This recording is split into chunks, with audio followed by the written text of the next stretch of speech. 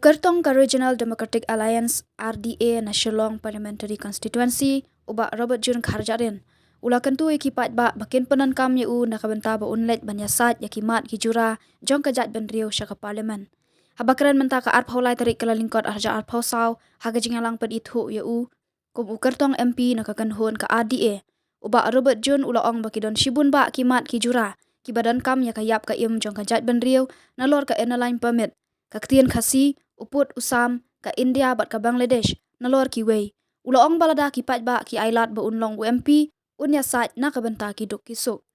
ulabu thongru banya sat ban khambor ka bapaka ya ka 6 schedule ban penkop bor khampaka ya ki district council ulabu uru ka thong ban om ailat ban wanra ya ki an persha nyam ne ya ka jingthmu ban penlong ka wei ka ri ka wei ka nyam ka wei ka ktien bat unya sat ban ithu ya ka nyam tan rai khasi ula ongru baun IT ban syakriya ka jat benriu ban peniang rasong hakmat ka perthei India bat ka perthei ru yaki hok jong ki rulum ka jala.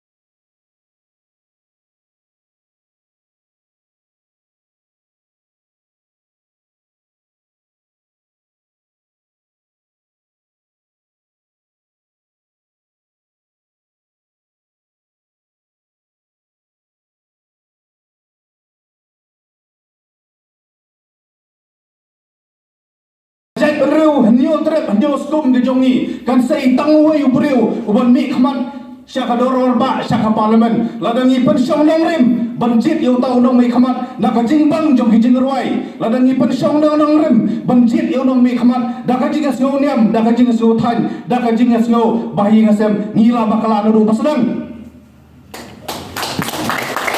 Nasyo telat bersnap ya shibon ki jinruai bang kipok ki ruang ki nongruai bagi nangla ban kentiu ya ki jinruai ki babang hakaja mru jongi hamrai kapor banjit election kade kapor bangin persyo norin daki mat bat ki jura bagi jing terwa ka jonga sapi kelong ko parabi nginya phai saki mat saki jura ki bomangi kum ka jai benriu ni haban kit nang ne sakabat ban pensneu sador warba sa parlimen om dei tam ki India bakan sangat ka perthei hibor ka wei ki haban pai khamat sangi kay ka bakajay penru ko jongi ka terwa sa ka perthei kay ka bakajay penru ko jongi ka terwa sa ka peace and security jong ka perthei hibor ka wei ni haban perkhat sani bha haswa bangin rai yau botom ayu bangin press akan ka por ko mta